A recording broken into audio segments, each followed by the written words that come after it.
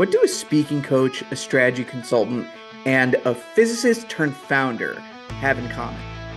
Sounds like the start of a bad joke, right? But honestly, it's all about finding out what people really do in their jobs. The stories, the struggles, the coffee breaks. The real stuff you won't find in a job title. Welcome to a space where we sit down with people from all kinds of careers, have a laugh, and dive into what makes their work meaningful. Whether you're looking to learn something new or just here for a good story, let us be your guide. I'm Jeff. And I'm Charlie. And let's get casually Bro! Awesome. So today we have Alexander Macdonald, a man that wants to bring hindsight into your foresight using some incredible uh, eyewear technology that honestly could probably change the way we look at safety. Alexander, thank you so much for meeting with us. Yeah, thanks for having me, folks. Happy to have a conversation. Absolutely. So, just to start, can you talk to us about what you're doing and why is it so cool? Sure. So it's probably easiest to start with the kind of genesis of hindsight as to why, I came up with the technology in the first place, and it was pretty straightforward. So I'm from Edinburgh in Scotland, which is it's Edinburgh, it's the capital city of Scotland, but it's still not a huge city. And I spent most of my life cycling around there, just getting to and from, work, school, etc. Then I moved to London. London is a significantly bigger city where all of the drivers seemingly are determined to run over all of the cyclists that they can. And I realized quite quickly I just couldn't entrust these drivers with my safety. So the logic was, you know, I know I wouldn't feel safe driving a car in a city like that without access to rear view mirrors. I don't think most people would. And even if they did feel safe, it would be illegal. Rear vision is so important in that context that it's illegal not to have it, and that's true all over the world. And it struck me that cyclists didn't have any meaningful solutions to this problem. And I know because I tried all of them that were available, like the helmet mounted mirrors and the wrist mounted mirrors and the camera handlebar mounted mirrors. And some people even sticky tape a dentist's mirror to their helmet in an attempt to solve this problem. But the reality is nothing was really solving it in a real capacity. So I thought, well, as a cyclist who's been cycling his whole life, I know that you have to cycle with some form of eye protection because if you cycled into a bee at 20 miles an hour, you know that you need eye protection. And so I thought, well, why don't we integrate rear vision into eyewear? Because that would be something I would use. That'd be something that I would get value from. So I started building it, and we've now launched it into the cycling market. People seem pretty enthusiastic with it. And what we're finding is very quickly people are very interested in the technology outside of cycling, from running to rowing, even kind of things like law enforcement. Our technology is really just empowering the world to make smarter and safer decisions by giving them eyes in the back of their head. So if you want to think of it in the shortest possible term, we build eyewear with integrated rear view mirror technology, which is fully patented across the globe now. So that's us. Wow, the way you put it is really really amazing. It's like you add something to the perception of it's a really a type of a cyborg type of wearable. Alex, you went very fast for so I had this and then I got the ID and then I built the prototype and then we are on the market. I imagine it was It was not it that was on a quick. yes. I wonder if you could talk a little bit about how it what it takes and what are the steps like an overview for people who would like to do something like that. Sure. Well, so we're a hardware company, so we're purely an optics-based entity. And there's a saying in the world of startups, which is hardware is hard. And that's objectively true. Over 97% of hardware startups never even get a product to market. So 97 out of 100 people who come up with a great product idea just can't get it done. It's an incredibly high attrition field. So the first thing I say is if anybody's going to try and do it, get ready for a tough job because it's not a straightforward endeavor at all.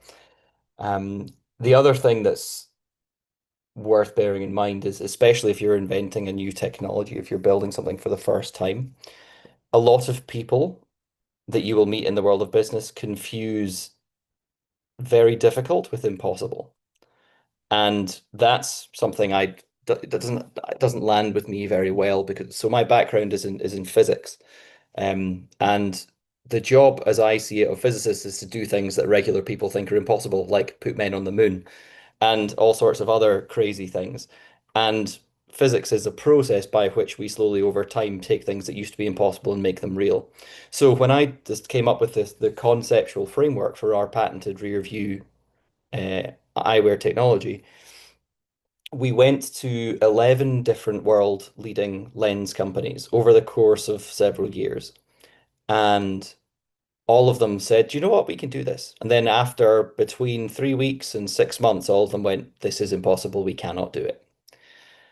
So it was 11 times that happened to us just in the one process, just for the lens.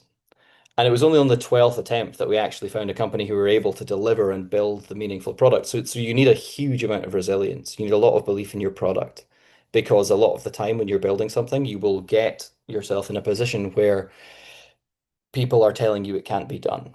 And you need to have real faith in your ability to deliver and in in the underlying problem you're trying to solve in order to keep pushing through that. So I'd say if people are gonna start doing it, building something for themselves, then be prepared for a challenge.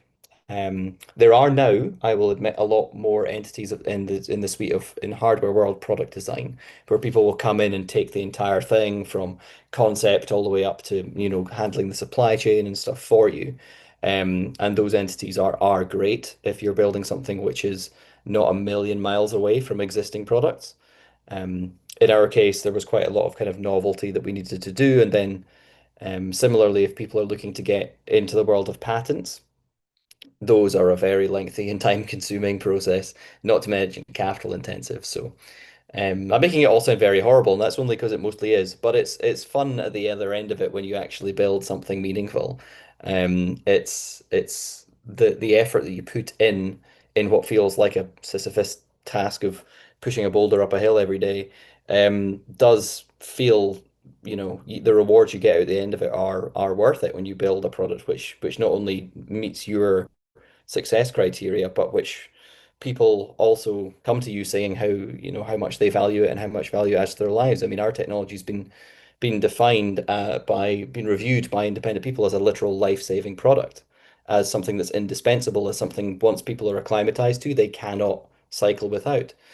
Um, so it was having that, I had a taste of what that technology could do to people and could do from myself with my sellotape and broken glass prototypes, right? I knew there was something I could build that was going to work in this vein. It was just a question of how do we take it from there into a real meaningful product. And that journey was challenging, but it's also very rewarding at the end of it. So if people are looking to get into product design or patenting or building something, I'd say you need to be very confident in the market demand for the problem you're solving. That's a big one. You need to be very confident in your supply chain. Don't try and reinvent the wheel if you can avoid it. And above all, take the small wins because they are infrequent in the first steps. The first steps you take will be the hardest, and take every win you can get and hold it very close to your heart because those will be the things that keep you going when it gets really tough. Incredible. I mean, I think there's not a single person on earth that would say that building a business is easy. But going from the kind of like ideal, the this really interesting idea that you have just purely in your head, in your thought, maybe in drawings, into a physical product that you can hold and use, and I mean, in your case, probably can save your life one day, uh, is really just a monstrous, monumental task. But I think there's something to be said about the minutia in that task, right? Because you mentioned many times that it's difficult, but specifically, what makes hardware so hard? There's a few things. I think the comparison has to be against software. I think that's the comparable, right? Because software is the other medium, which, like in startup world, for example, can be subject of investment, which allows you to grow. And when you look at the success criteria and the kind of KPIs and the metrics of the two industries, they're quite different, as well as the amount of kind of capital, time, and effort that needs to go into kind of product launch. In hardware, it's just significantly higher. So in software, if you make, and this is not to belittle software people, it's hard. I know it's just not as hard as hardware. The the the criteria for our rollout are built. You do testing, you get it ready, you roll it out, and if it doesn't work, you can roll it back. Certainly, if you're on the cloud, that's the thing you can do. In hardware, you do not have that option. Once it's out there, and the only way that you can iterate is to go back to the drawing board and build again. So when we had an environment like this where we built our first optical mold, which was about in dollar terms about $50,000. No small amount of money for an early stage company, especially one being founded in Scotland, where the amount of access to capital is relatively low compared with the places like America. And despite all of our best efforts and best predictions, that product that mold was not fit for purpose, which meant that we had to consign that $50,000 piece of equipment to the scrap heap, which is no small cost to an early stage business. The other thing is when you spend all of your time building product, when you actually get it out into the market, the things that you care about may not actually align with what the consumer cares about. So I can give you a great example. Our V1 product, which is now, I please implore people to not look it up because it was very much an engineer's solution to a design problem. That was us kind of fumbling about in the dark, not really having the opportunity to market test our technology. We came up with a concept based on what we thought people cared about. And that was designed for a very particular market segment. So, for example, we made our first ever wave of sunglasses out of material called acrylamide, which is incredibly strong. Like, if you've ever used any industrial grade plastics, it is like the top tier. It's nigh on unbreakable. It's incredibly lightweight. It's super, super flexible whilst being strong at the same time. It is objectively one of the best materials you could aim to make a product out of, and it's also quite expensive for like the compared with other materials you could go for. When we shipped that to customers, we got feedback from people saying these glasses feel cheap because they were lightweight. And the plastic, which we viewed as having a positive attribute of having lightweight, was being perceived in the customer's mind as being a negative. Despite the fact they were saying, oh, they feel cheap. And we were saying, no, trust me, they're not. They couldn't really be made of anything more expensive, if I'm honest. Until we release our platinum versions, that's going to be the most expensive pair we ever make. But the customer perception didn't align with our expectations. And in hardware, the only way you can test that is by getting a wealth of feedback. And the way you get a wealth of feedback is you have to go and you build a thing. And in our case, building a thing means building a mold, which is not a cheap feature. I will also say though, nowadays in hardware, there's so many other ways to get to market quickly through the likes. 3D printing has just blown up in the last couple of years, and it's really democratized access to prototyping in a way that um, certainly wasn't accessible when we first came up with the concept. But yeah, with hardware, you have to come up with your best assumptions and then you have to commit to them and then iterate, and it's by no means an easy task. I mean, we're sitting here today with our current products are the result of over 300 product iterations. So that's 300 wrong steps before you get to something where people are like, do you know what? Yes. So you have to be willing to make those steps. Whereas I think in the software world, there's more flexibility and there's more, you do an agile sprint up to the next project release and you fix bugs and you can go back and you can afford to make missteps in a way that in hardware you really can't. Oh, completely. As a former software engineer, I can attest. I've always been in admiration to people who do hardwares because as a software engineer, I always felt that what I was doing was virtual. but that people who did hardware were doing something that is materialized in the real world. And it's completely true when you say that you can change everything. You have an enormous amount of flexibility in softwares, especially when it's one of the early stage where you don't have to serve a million people at the same time. You can be very quick, you can adjust very fast, and changing the look and feel is usually just a matter of changing a few lines of code. Whereas in your situation, if the perception of the customer tells you that it's cheap, then you are a bit screwed because the product is here, and you know that you have to go through a whole new iteration to make it again. There is something very interesting that you say here is the perception of the person. That's what matters. It's not just what it is, but if the perception, the initial perception is wrong, most of the time you're in a bad place because changing a first perception is extremely hard.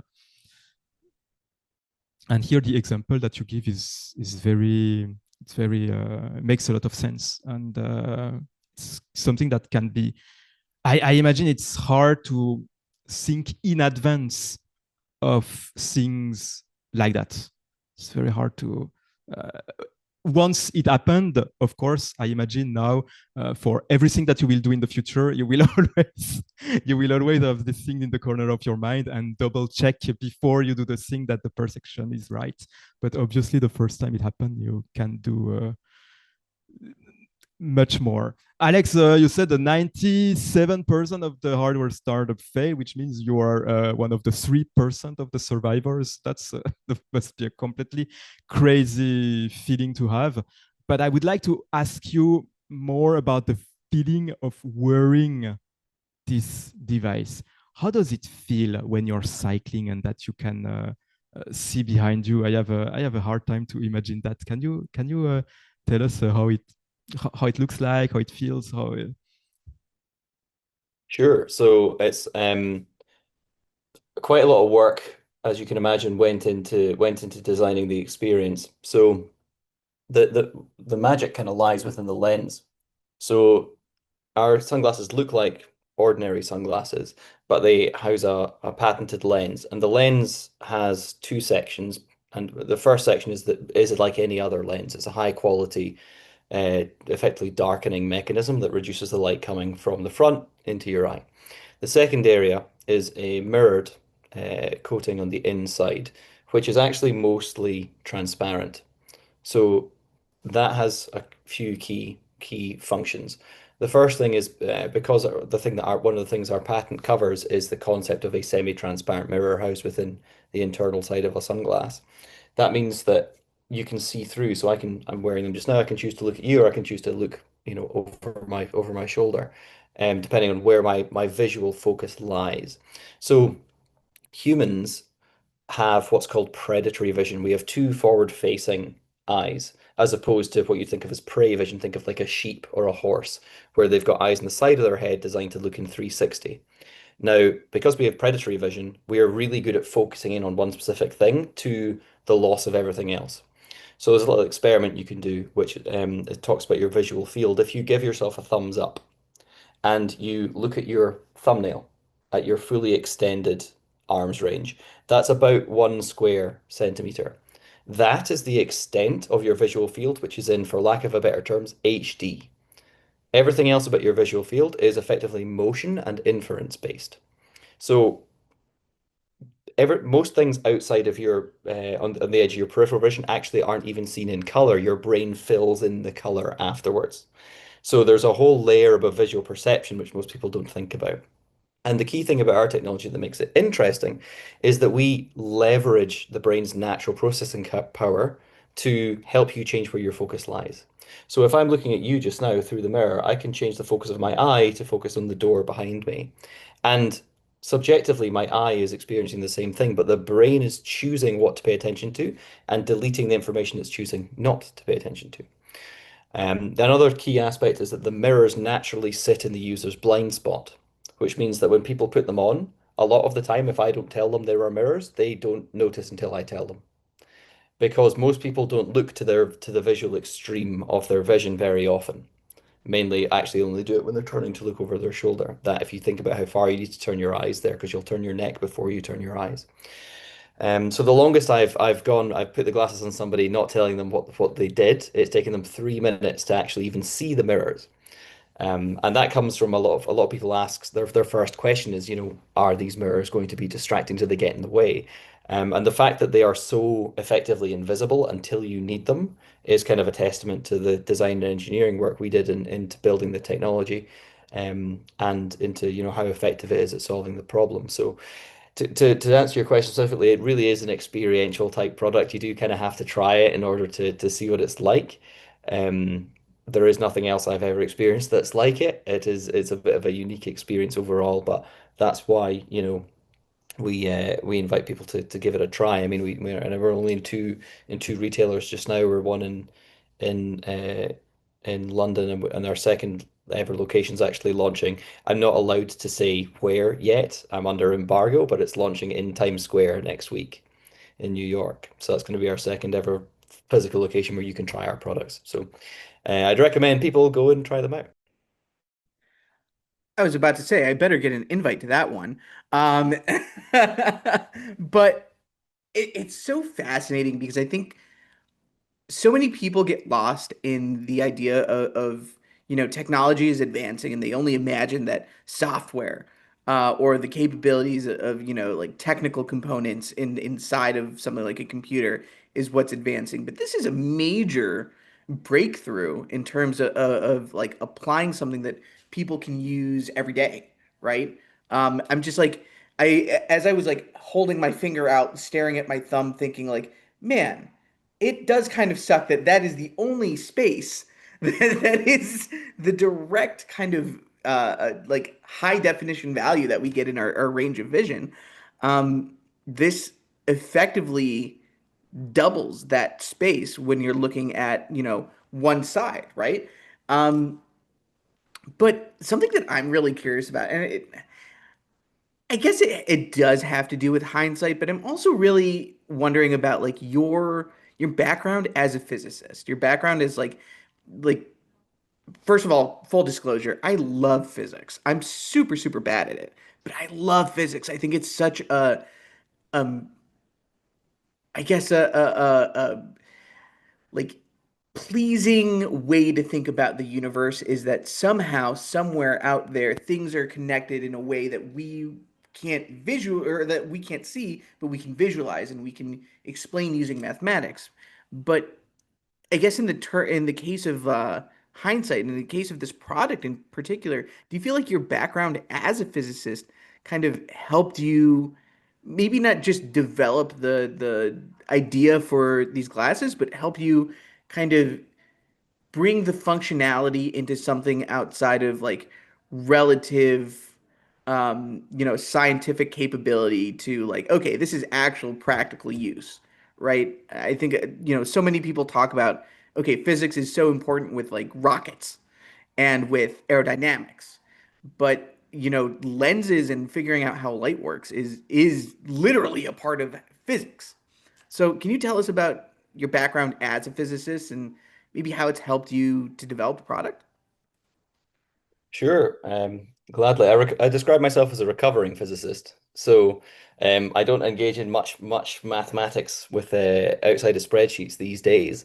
But my background was I went to Strathclyde University in Scotland, which at the time of my graduation was the top ranked physics university in the UK, and won the Times University of the Year award as part of the work the physics department was doing. Whilst I'm in no way claiming that it's because I was there, but the body of work the physics department was doing there contributed to them winning the Times University of the Year and getting 350 million pounds in funding. So it was on the way up, as it were, when I was there. And specifically, my work there was on the UK's most powerful laser. So we were working on. So if you think about if you ever used made a PowerPoint presentation and used one of those clickers that has a laser pen in it, those laser pens are a milliwatt, which is a thousandth of a watt. James Watt, incidentally, was Scottish, the inventor of the steam engine, and measurements of power. We can talk a little bit about Scottish inventions if you want. We made everything in the world, from telephones to engines to penicillin and all sorts of stuff. Um, but the laser we were working on, if you think of a normal laser pen as a milliwatt, our laser was what's called a petawatt. So your physics orders go kind of from zero down to milli, that's a thousandth, or you can go up to kilo, which is a thousand, mega, which is a million, tera, which is a billion, and then peta comes after that, which is effectively it's a very big number. So if you want a comparative number, if you took all of the sunlight hitting the planet Earth from north to south, east to west, and you shrank it down to the size of a human hair and you put it in one place, and you shone our laser next to it, our laser would have been 1,000 times brighter. So just to give you some context, it was pretty wild. So I used to the tool we used for modeling the particle trajectory within it was called Methodical Accelerator Design version 10 M8. It's short contracted to MAD-X. It's the same tool that they use at CERN to model their particle flows when they're smashing things together. My project advisor at university was actually, she spent 6 months of the year helping me understand this stuff, and then 6 months a year running the biggest detector at CERN. So because I used this tool called MAD-X and I used this laser so powerful, I did used to like to jokingly refer to myself as a mad scientist who harnessed the power of 1,000 suns. And technically, all of that is correct. So the the stuff that we did was very cool. It was very cutting edge physics at the time. And I think again, like tying back to what I said previously, so much of what we do in physics is kind of proving accepted norms wrong and thinking novelly about problems. You have to be able to think about new solutions to solving problems. And a lot of what physics does really is to help better way. It's understand the bedrock of the reality that we all live in. And without physics, I think people underestimate what we would not have, and the reality is we would not have anything.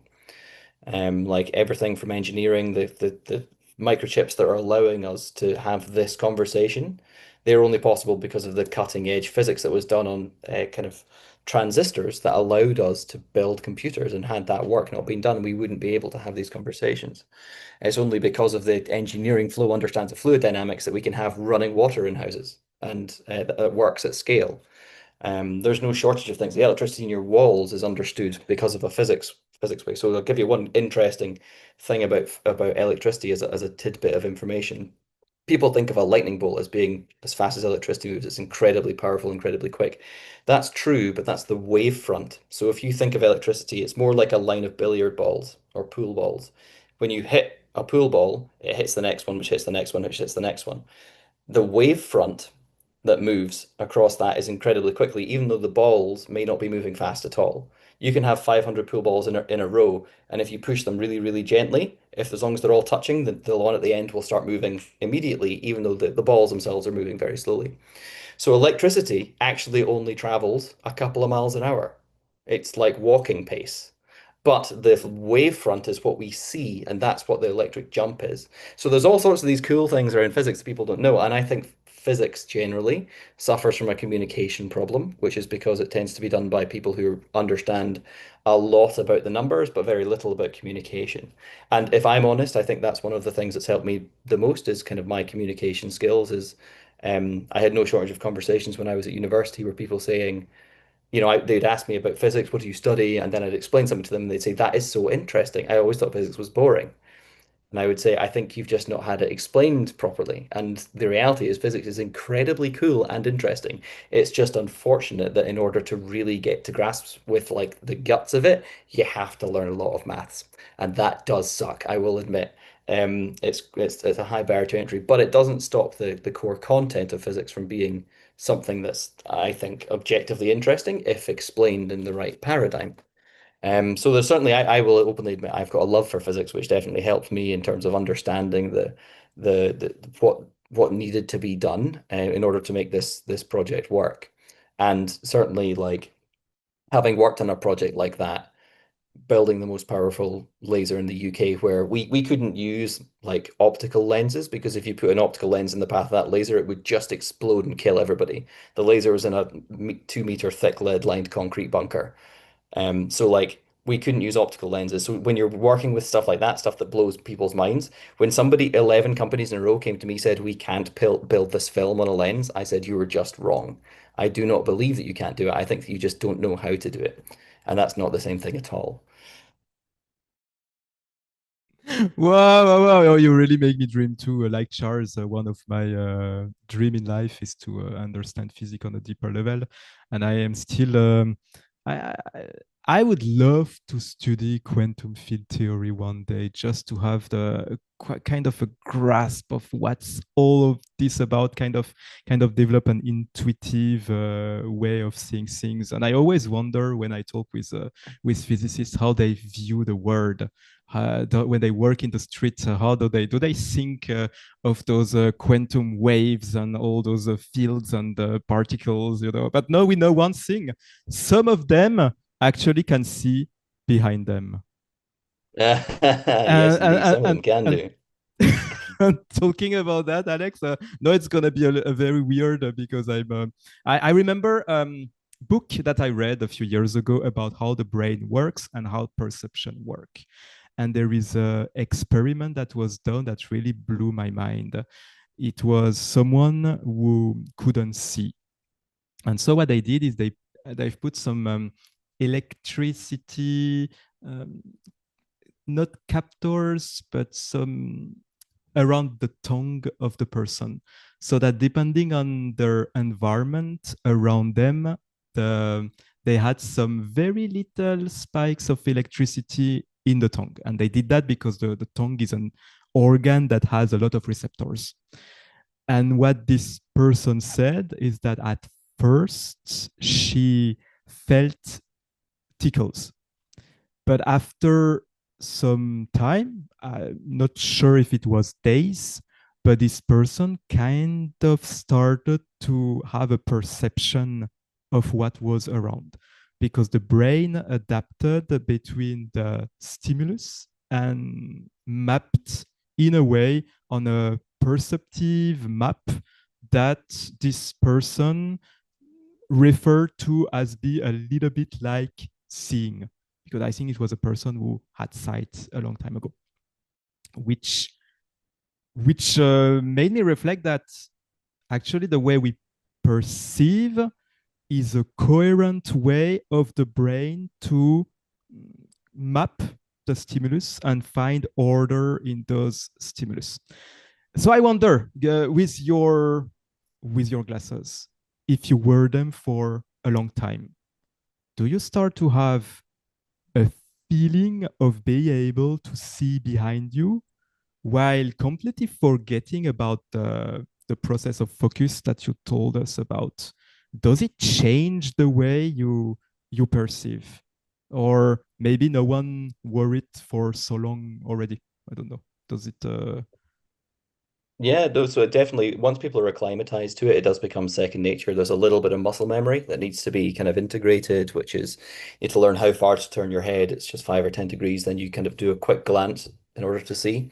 But people do acclimatize very quickly. I mean, so two things. The number one thing that people say is once they're used to using the glasses, they won't cycle without it because they get so much value and utility out of it. And another thing is that if you've been wearing hindsight glasses for a couple of hours, next time you put on non-hindsight glasses, you'll be like, oh, I wish these had rear vision. Because you get so used to being able to just Oh, turn your yes. head and just check. Like, because it becomes a second nature thing. And you're right, the brain is incredibly plastic when it comes to adapting. So the way I always describe hindsight's integration, it's a bit like when you put your t-shirt on in the morning. You feel it for the first 10 seconds and then you do not think about it for the rest of the day because it's just part your brain is now embedded it as part of your experience for the day. So it's very similar to that as a kind of integration point. But yes, we do get feedback from customers saying that um, the technology adds a lot of value and it adds a lot to their perception of the world, and it also makes them wish that other sunglasses had our technology, which is encouraging. I was just about to say, as well, I don't have a kid, but as someone with a dog, and Jeff can probably say, as someone with a kid, having the ability to literally see behind you and Oh be able to yes. say, no, no. That just So sounds useful. like, oh, so useful. But like on top of it, it's one of these things that I think, we are looking at maybe not just an advancement of safety capability, but of like everyday capability. There are things that can change our perception over how we exist in a space, right? I'm thinking to myself, like, I went through a stint of wearing a smartwatch every day of all seconds of every day just to get a baseline for my general health and, have access to all sorts of weird and wacky things on top of it. And then one day I remembered that I left it on a reclining beach chair in Mexico. And the day after, I staring at my bare wrist, being like, I don't know how to go through my day. But I mean, ultimately, right, the capability that you're allowing people to get access to is not just meant for, um, I guess, convenience sake. There is a real safety component attached to it for people who are maybe doing, dangerous things, right? We imagine that uh, not everyone is going to be out there wearing hindsight, doing paragliding or like going out and doing crazy Red Bull-esque extreme sports. But if you commute daily on your bike from, Midtown Manhattan to Queens, um, something like this might very well save your life, switching lanes or doing what you have to. Yeah, You I know, mean, yeah. we've found that again, I developed this technology. It was very selfish. It was for my needs as a cyclist, and what we found is that as we kind of tell people about the technology, there's just an infinite number of different applications for the technology, ranging from kind of sports to active lifestyle to lots of other areas. I mean, um, I probably shouldn't share the story, but I'll share it anyway. I once met, I was fortunate enough to win the Royal Academy of Engineering's Enterprise Fellowship, which is a grant issued in London, which is actually issued on behalf of the kind of literally the royal purse. So it's effectively it's one of the most prestigious engineering prizes in the world. It started in 1851, which is actually considered the date that engineering as a concept was born at the 1851 World's Fair when they had the first Ferris wheel and all this kind of stuff. It was a remarkable event. And as the advent of that was brought on, they instituted this thing called the Royal Academy of Engineering Enterprise Fellowship, which is for people engaging in novel work within the field of engineering and product. So fellows of that include the likes of James Dyson, for example. So um, upon winning that, a year later I was invited to an event which was the um, hosted by Her Royal Highness Princess Anne, so it's the Queen's daughter. And when we met, we had quite a long conversation about how useful she found the technology in equestrian and horse riding.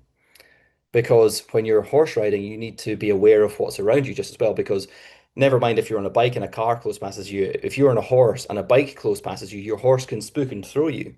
So there's a real tangible benefit to you being able to prepare your horse for something coming past on the inside. So I mean, equestrian was not an area that I thought I had interest. But then again, neither was rowing, and we have several kind of either Olympic level Olympic backers at Hindsight who say, I cannot believe I've spent my entire professional career not seeing where I am going, and as a result, crashing into stuff all the time. This technology can help assuage that concern. And then we have similar conversations in like military law enforcement.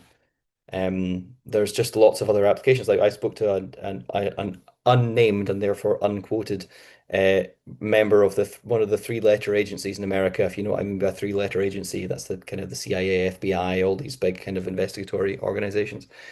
And this individual said, I've been in over 250 active field missions, and I would have found hindsight useful in over 200 of them. So the way we look at it is that our technology, despite being developed for, again, selfishly, my needs as a cyclist, it turns out that giving people access to eyes in the back of their head is quite a useful tool. And as far as I see it, my job is to continue the upward trajectory of the company and saying, we've built this technology. Share with us how it's going to make your life better, how it can improve your work or your commute or your just general level of safety and confidence, because we don't really view ourselves as much as a safety company as we do a kind of confidence and certainty company. Like if you, again, coming back to the car example, you would not drive a car without access to your mirrors. So we think, why should you move through life without knowing what's around you? Because there's lots of things in life that are worth being aware of, and that's what hindsight allows you to do.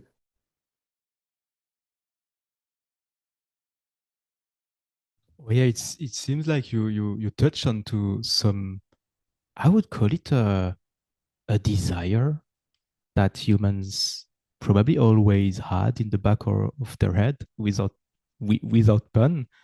That, oh, if only I could see behind my, that would be so useful.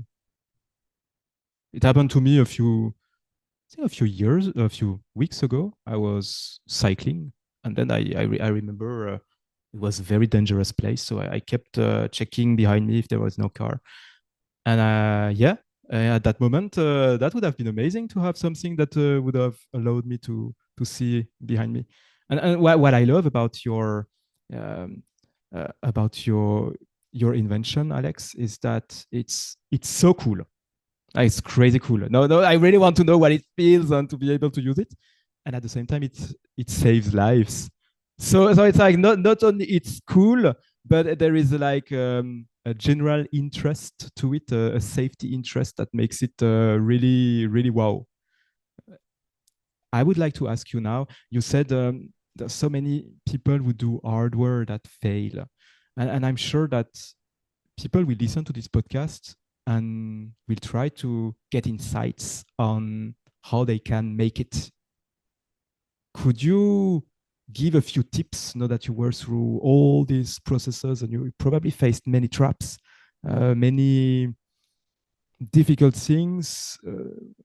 Would you share one or two tips that you learned along the way that could help someone who wants to go in this way of developing a hardware? Yeah, absolutely. I mean, the first bit of advice is don't try and do everything yourself. Find people who have done something vaguely similar before and ask them. So, for example, with us, we did Kickstarter campaigns to get the product to market. So the first thing I did was go on Kickstarter and message a whole bunch of people who had had both successful and unsuccessful campaigns, because you don't just want to have selection bias and only speak to the people who've successfully done it. You want to listen to the people who had their company killed by something and try and work out what killed them and avoid it. Because if you speak to the people who had a successful, wonderful journey, then you will have a biased sample size. So find people who've done similar things before, ask them.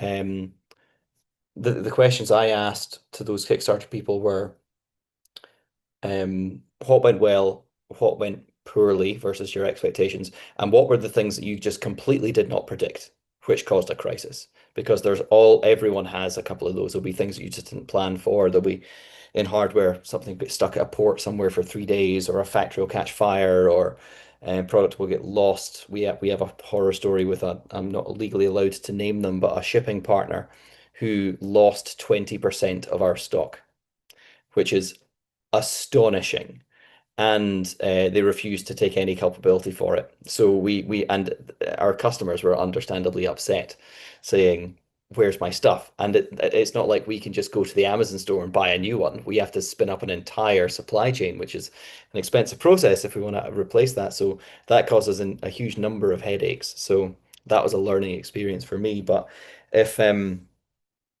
if people are looking to start out on their own, definitely speak to people who've done it before.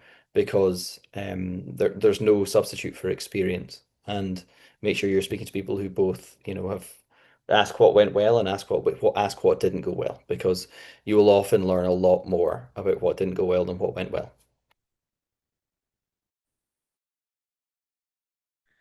Incredible. Yeah. I always like to say that like you wouldn't ask a really good looking person for dating advice. You wouldn't ask someone who had a really, really easy time getting something very difficult done, how to start it from like a very difficult or disadvantaged point of view. Uh, that's really gold, Alex. And you know what? It's weird because we have kind of similar aspirations, I think, in the sense that you started hindsight kind of selfishly as like a I want this for me, but I'm sure other people need it and it's very useful. Jeff and I started Casually Pro much the same way. We just wanted to talk to really cool people about their awesome stories, but along the way, we realized, okay, well, maybe we should be a little bit generous here by making the people sitting across from us give our listeners something that they can use. Um, and so, in that spirit, Alex, what we really want is, our listeners are maybe people who are just starting their careers or maybe in transition or figuring out, what to do with their lives, essentially. And the one thing that we find really oftentimes is that there's something that incredible people like you, some kind of skill that you started learning very, very young or like at the start of your career that you've been developing all the way up until now that helped get you where you are. So, could you share that with us? Could you tell us one skill that helped you get to where you are today? Yeah, absolutely. So it certainly wasn't maths, although that didn't hurt. But so when I was a university student, my job was I used to work as a rickshaw driver, which is the tricycle taxi services around Edinburgh, which is a famously hilly city. And after doing that for the first couple of months, I realized that there was two types of people in the rickshawing community. There were people who'd sit like in the taxi rank, and there'd be five taxis and then five rickshaws, and then one would get a lift, and then they'd wait 20 minutes, and another one would get a lift, wait another half an hour, another one, then eventually after an hour and a half, you would get a lift. And then there were the proactive people who went out and asked random people in the street, "Hey guys, where are you off to tonight? What's your plans? How are you feeling? Who's which one of you is the stag or whatever the question was? What have you seen today?" Um, and the people who were in the latter camp were just earning. They were significantly out earning the people who were just waiting for life to come to them. So I think you have to be proactive because it's certainly, I mean, being the founder of a company, the buck does stop with you. So you have to learn to be accountable and to get stuff done, because if you don't do it, then no one else is going to come and do it for you. That's the end. That's the reality of the situation. There is no backstop. So you kind of learn the hard way. You just got to push through. Um, and then the other thing that job taught me was kind of sales tactics, and just like, and I don't mean like pushy car salesman type of thing. Like I much like rickshawing, hindsight is something I believe does add value. So it's like if you think about what rickshawing is objectively, it's so our rickshaws were unpowered. There's no electricity. It's all leg power.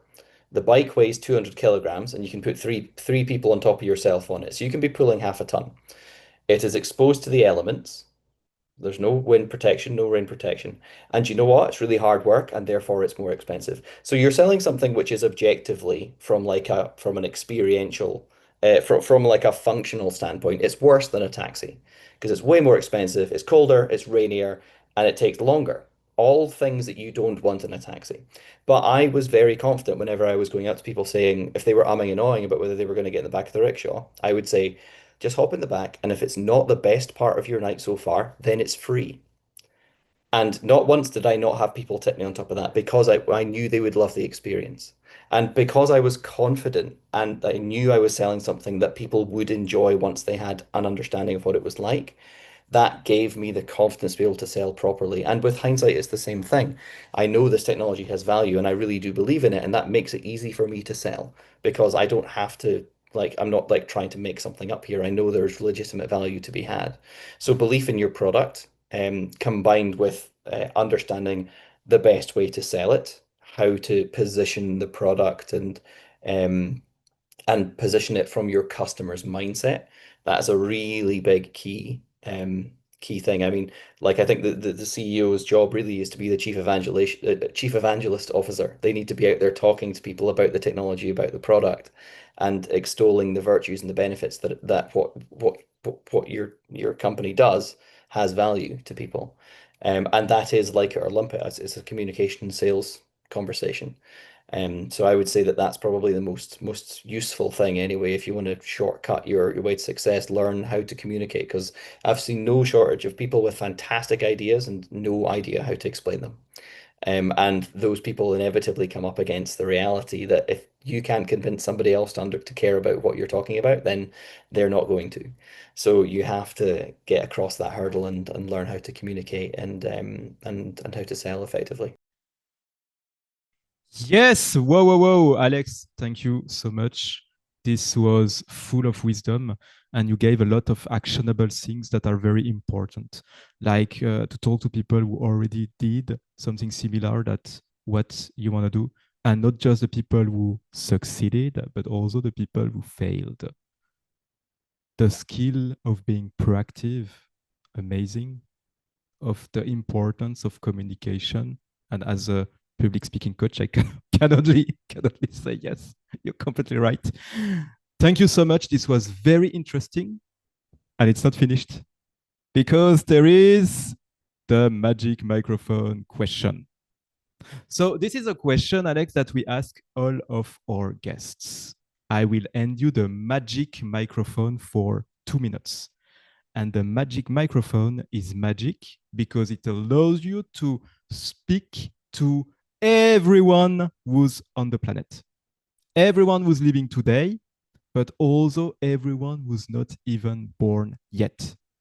It's your unique moment to leave a timeless and universal message. Take all the time you need to think and tell us, what do you want to tell? So I think honestly, one of the most important things for me was taking the understanding and taking the leap to go and study physics. And so I do think that it's such an important and useful thing for people to understand for a variety of reasons. One, it teaches you to think about things at a significantly deeper level, to think far past the surface. So much of what physics is about countering human natural intuition. You said earlier you'd be interested in studying quantum mechanics. There's a famous quantum field theory. There's a famous lecture on quantum mechanics where the lecturer opens by saying, "I'm here today to start you on a 6-month course on quantum mechanics. The problem is right now only I don't understand quantum mechanics." And by the end of this 6-month course, you too will understand how much you don't understand quantum mechanics. And that is kind of the nature of it. Like physics teaches you a lot of the reality of what can be grasped and what can be understood and the bedrocks of how to think about things which are difficult to think about. Now, I don't think that everyone should study physics in an academic environment, although I think if everybody did, the world would be a significantly better place. But I think learning to have a grasp of how to think about things in a conceptual framework in the way that physics does teach people to do would be it's an invaluable skill set. It's also not easy because it is counterintuitive and so much of it is not the natural way you'd think about things. It serves as a fantastic way for you to naturally push yourself against your intuition and to put yourself in an uncomfortable position in a mental space. And I think that's the way that people grow. It's the same as the conversations. You learn more from the failures than you do from the successes. If you put yourself in an intellectual space, which is uncomfortable, and you force yourself to process through difficult problems, then you come out of it with a better suite of understandings. And physics is basically just a very big system that makes you do that again and again and again and again. And except for thermodynamics, just no one cares. No one's interested in that. It's objectively the worst thing to study ever. That's just no fun. That is Sisyphusian. That's just pain incarnate. But generally, learning to use the tools of physics and how to understand the framework for the world around us, I would say is an incredibly useful skill for people. And don't get upset with the numbers. If you don't want to study the maths, then you don't have to. You can go and study it elsewhere. There's no shortage of fantastic resources out there, like Three Blue, One Brown on YouTube is a great channel which talks about things in a really intuitive, visually understanding way. Or Veritasium is a great physics YouTube channel where they talk about the stuff in detail without actually getting into the numbers. It's incredibly accessible area now.